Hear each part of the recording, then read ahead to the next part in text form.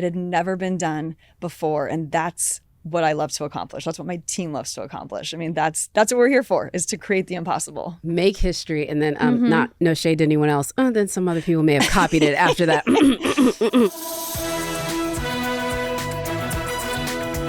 Hello, I'm Jacqueline Coley. Welcome to Seen on the Screen, brought to you by Make It Universal and Rotten Tomatoes, where we talk movies with some of the people behind the scenes at NBC Universal. My guest today is Senior Vice President of Global Special Projects and Events at Universal Pictures, Michelle Paris.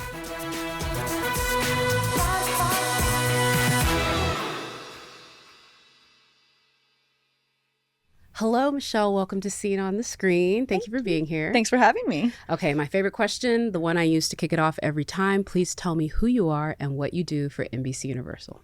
My name is Michelle Paris. I am the Senior Vice President of Global Special Projects and Events.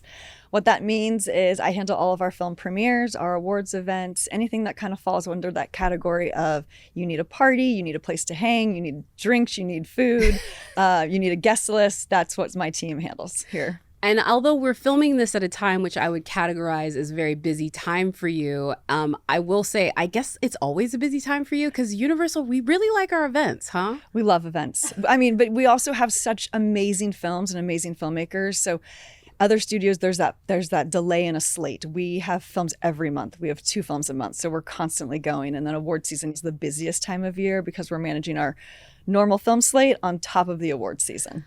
There's one thing I kind of want to ask, because when people hear events, they get it, but it's that special projects part of your job that I think maybe doesn't get as much, I would say, play, because I don't think they realize it's not just like, hey, we're going to put on the premiere after party for Wicked. It's literally like a lot of like logistical details. Like you're almost like a travel agent / wedding planner / restaurateur. Yes. I mean, it runs the gambit. I mean, there's the creative side of it. So we get to come up with what the carpet looks like. You know, what like if you take Wicked, for example, we had our premiere in November at the Dorothy Chandler Pavilion. And we created this beautiful carpet in front of, on Grand Street. And we got to think about what each room looked like, that experience for not only the filmmakers, the talent, but the guests who got to go in there. You know, we also incorporate fans onto our carpets. And so it's, when you watch the film, you know, my boss, Megan Bendis, and I, and the team, we spent months, literally months recreating what we wanted to, how we wanted to build that carpet. And the entrance of that premiere was you arriving into Jeju via a boat. So we actually had real water on either side. It was as if you were arriving via boat, and then you go into the courtyard of Shiz. And so there's a really fun creative element, but then there's 100% production details that go into it. How's that possible? How are you working with the fire department, the police department, street closures, the production companies we bring on, the union teams that are attached to some of these venues. So there's very much production details that go into that, the creative side of it. And then there's the fun side that everyone thinks is just like, oh, you get to go to the party, you get to attend, and but it's also who's attending that party, the guest list, managing those guest lists. We handpick the menu and the food, the drinks based on everyone's dietary needs. It's a lot of fun, but it is a ton of work. So much work. And I'm glad that you brought up Wicked, because I will just say, as someone that got to attend that, you could feel that like white glove, such attention to detail from like, oh, we're going to have you get here really early, but we're going to put you in this really cool room with a bunch of food and lots of cocktails, I might add. You know what I mean? And they're themed cocktails and it's everything. Also, I will admit, I'm glad that you agreed to do this podcast, because I know who you are, but now the world is going to know who you are. And you mentioned that one thing. This is the woman that's in charge of the guest list, folks. Like, I would love to think about how you came to that, because it's another one of these jobs that we talk about on the podcast where I'm like, well, that sounds like the coolest job in the world. And I say this is someone that I think has a cool job, but it's not one that I would be 10 years old being like, I would like to do this. So how did you come to it? I kind of fell upon it. I mean, I grew up here in Los Angeles, and so I went to school out here, and all my internships in college were around entertainment. So I went to USC. I focused in communication. My track at that time was the entertainment industry. So I thought I wanted to be a publicist, to be honest with you. I had one internship at Fox Searchlight, and it was in national publicity, and I was like, I could do this. Like, I love this. I'm interacting with talent, working. As an intern, you get to do everything, right? So it was just really fun. I really thought that publicity was for me, and then I realized that I don't actually like talking to people, that I have a lot of anxiety, I do. I have a lot of anxiety when it comes to having certain conversations, and I sometimes don't think that I'm as eloquent as as maybe I appear when it came to films and talking to journalists. I'm like, I don't know how to talk to, how to speak to this film and its greatness. And so it was my second job out of college. I was at Fox at the time. So I graduated from college, got a job at a production company working in marketing, and really just understood, like, I got to really learn how a film was made. And working you don't typically have a marketing department at a production company, but I got to understand sort of literally how marketing all came together: research, creative advertising, events, publicity. And then a year into that job, I got a call from one of my old bosses at Fox from my internship. And she's like, the SVP of national publicity is looking for an assistant. Do you want to join? I said, let me interview. I got the job. I was there for a year. My boss moved on to another thing. And at that same time, the assistant to the head of events at Fox was leaving. And I said, I like him. I like what he does. I like that he's constantly working on something different. And I interviewed for that job and he hired me. And that was 20 years ago next month that I've been in events. You can't have been doing that since you were 8. It's not seem possible. No, you definitely have the tenure. I mean, because these events are huge. I mean, I've been to, very blessed to be a proud Universal employee that I've gotten to come to these. I just want to take a brief tour. My favorite, what you did for Fast 10, Fast X, Thank Italy. you. Like that picture I have on the steps of the Roman Colosseum, like you couldn't tell me nothing on my Instagram for like months. I think it's still up, in fact, because it was that good of a picture. But how does that start, those conversations? Because when you go that big, I mean, it seems like the brainstorming process on this stuff is probably just epic. I think what I love about Universal is that we dare to be big. Yeah. There's no, it's going to cost too much or it's not going to be possible. Anything is possible. Anything is possible. And that's, I think, truly what our leaders do. Michael Moses, Dwight Keynes, Donna Langley, they are always encouraging, not only my team, but, other teams. If there were no limitations, what could we do? And so with Fast X, it's sort of like you see the film, you see the touches upon it in Rome, and you're like, we should be there. How can we not? And so there was an idea that was sort of pitched, and then we were like, this isn't big enough. Like if we're going to be in Rome, if we're going to be in Italy, like where is that going to be? Like, who cares if we're at some theater? And so then I had my vendor, I was like, we need to be in front of the Colosseum. Like that's where we need to be. And so we went out to Rome, we did a site visit, and we, explored all the different, all the different streets, and it had never been done. It had never been done before. And that's what I love to accomplish. That's what my team loves to accomplish. I mean, that's what we're here for, is to create the impossible. Make history. And then no shade to anyone else. Then some other people may have copied it after that. Not going to say any names. But you can Google the Getty images and you will know. Seriously. They were on the steps. They were on I'm not going to say it, but folks can find out. Well, that brings me to the other side of it, because you're right, you're creating these things, and I've mentioned some of the Universal ones, but I'd be interested if you could tell me, what was your favorite big idea that you got to execute on one of these events or special moments, and what was your favorite small idea? Because I talk about the small ideas of, like, when we went and did the Note premiere and you had the cotton candy drink that reminded you of the storm cloud that was hiding the alien in that. Like, that to me is like such a small detail, but like when I was putting in that storm cloud, I was like, somebody thought about this. Somebody brainstormed about this and made it perfect. So give me one of those big ideas that turned out to be great, and then one of those small ones. I mean, Fast X is definitely one of them. As we touched upon Wicked, I've been fortunate enough to work at other studios as well, not just Universal, but I did come from Paramount prior to this, and then I worked at Fox. One of the events that I'm definitely very proud of was at Paramount when we did Mission Impossible Rogue Nation. We took over the Vienna Opera House. I heard about that. In Austria, Vienna. And it was honestly just, again, never been done before. We took over the entire street. We took over the Opera House. We built a screen. We brought in AC. We had this amazing carpet that literally started on the ground floor, and then you worked your way up like stairs. And so the red carpet was at the top of the Vienna Opera House, looking down into this, like, the courtyard. And it was just a wedding times 1,000. I don't even know how to explain it, but it's just like, those are the things that I love as an event producer, is like seeing that. That's why I love events so much, is that you get to see your work come to fruition. You're working for months on this one project, and then you see it, and you see the talent and the filmmakers and your executives, and everyone's happy and smiling, and they're high-fiving you, and you're like, this is what it was for. Like, this is, that's, it's truly like the adrenaline I run on. So those are definitely the big ones. I mean, gosh, there's so many small ones to name because we also, at Universal, we have such a great mix of film. I mean, we have the big films and we have the small films. We have the small films that end up being big films. Yeah. Like Megan, we just wanted to have these fun dancers open up the carpet, right? I mean, we're not even the carpet. We were going to have them come into the theater when we were doing the introductions. And so we worked with this, a bunch of different vendors, and we came up and, cast these beautiful ladies, dressed them up like Megans. And then day of the premiere, when we're still, setting up the carpet, they did the dance in the theater and we're like, this is amazing. Yeah. Like, how can we get this scene somewhere else? And so I remember running into Michael Moses' office, who's our chief marketing officer.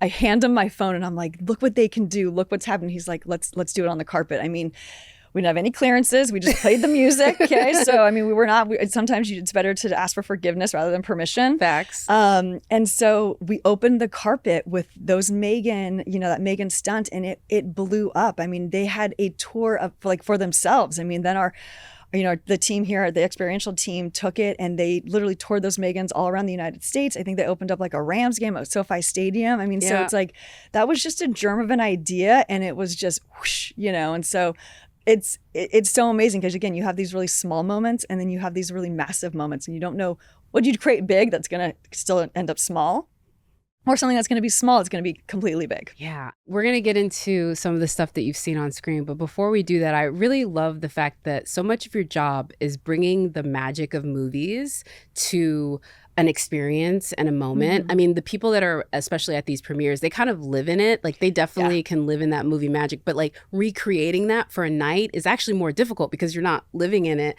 Yeah. So I'm curious if the people sort of like outside of your sphere, do they get that that's what you're doing? Do they understand the movie magic, or do they really just think you're like booking hotels?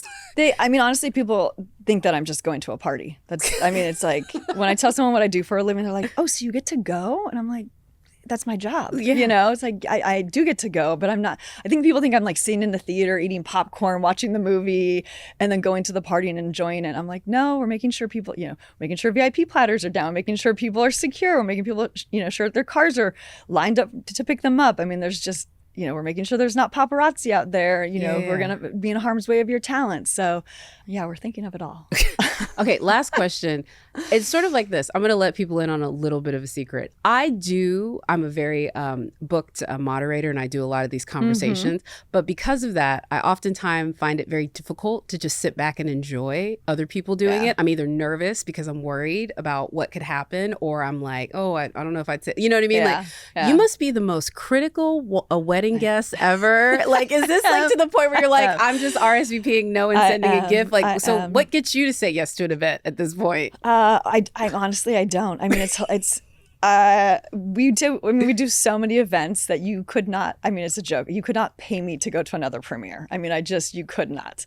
And then, weddings, they're a little few and far between nowadays with the circle of friends that I have, but I am a huge critic. Don't invite me anywhere. I may invite you just for the RSVP though. Honestly, I would take the criticism. I work at Rotten Tomatoes. I can't be mad about reviews, and I would want to know yours. That would be my joke. Let me know. I'll be your plus one. Thanks. You be my plus one. Appreciate it. I also think this is so interesting as well because you have a really storied career even within this space. I mean, you've worked for all of the big names, and thankfully you're here with us, what I think is the best team. But it was so funny before this, hearing your story about how at one point you were kind of like, let me go pack it up, move out to the farmland, and you were done with events in like the most non-event way possible because you were at Montana? Yeah, I was... Before this, I was at Paramount, and I had, my first month into my job at Paramount, I actually met my now husband, and we were at a wedding because I did freelance weddings in my previous job at the LA Times. So I did freelance weddings for 5 years. When I started at Paramount, they told me I couldn't do the side hustle anymore. It was the last wedding I was working, and I met my husband. He was a guest. I was the wedding planner, and we started doing long distance. He was going to school. He was going to his master's at UCLA. He graduated, moved somewhere else. We were maintaining this long distance relationship, and I knew he was going to be the one for me, and he was my everything. And so I quit my job at Paramount. I got hired as a contractor to just finish awards season. And during that time of being a contractor, I actually was recruited via LinkedIn by a recruiter here at Universal, and they said, Hollis Davids, who I had taken over, who'd been here for, 20 something years, was a name, that I grew up knowing. I mean, she was like one of the queens of events. She was retiring and they were looking for a replacement. And, my husband was like, the best advice, and the advice I still take to this day is like, just keep saying yes until they say no. Wow. And he's like, go for it. He's like, take the interview. And so I met with the recruiter and, we hit it off. And then I met with my current boss, Megan Bendis, during the first round of interviews. That led to a meeting with Michael Moses. And then after that, I met with Donna Langley. And, after 3 rounds of interviews, I was offered the job. And that's when my husband said, I'm going to move back to LA and I will find a job and you take your dream job. And that was over 7 years ago. It is a dream job. Yeah. It's, again, I say this as somebody that I'm like, I think I have a pretty cool job. I might be like sitting there here like, yeah. I say that, but in the back of my mind, I'm like, I know where you live. So I don't know if it is. Yeah, it is. It's an amazing job. I mean, Yeah. I truly, and that's why I've been doing it for so long. Yeah. It's like, I actually don't know how to say goodbye to it because I love what I do. I mean, the crazy, the calm, I mean, it's what I live for. It's just like, it runs through my veins and it will be hard to say goodbye eventually. And let's be real, you're never bored. Never bored. During the strike, I was bored, but that was probably like the only time in COVID, and not even COVID though, because we still did stuff. We started doing some virtual stuff. We did drive-ins. I'm not bored often. And in fact, if you're bored, it's probably bad things are happening. Exactly. Now let's dive into some of the things you've seen on the screen. I think a lot of them were probably at premieres. Do you have your premiere count? Like how many premieres you've seen? I used to keep every badge. And then it just, I was trying to keep every badge I ever worked. And then it just became, what do you do with all those badges? That's that I ended up having to throw them all away. But I mean, it's hundreds. I mean, I've been doing this for 20 years. Oh, man. So. I kind of want to research this now just so we can have a number to know. All right, let's go to what you've seen on the screen. This is quotes. I'm going to say a quote of a film that hopefully you've seen on screen and you can tell me about it and your connection to it. Does the term cruel and unusual punishment mean anything to you? That would be a scene in Remember the Titans. Yes, it would. Okay. That's a good one. And a movie that never seems to leave our consciousness. I saw it like viral on TikTok the other day. I mean, can Denzel ever leave your mind? True.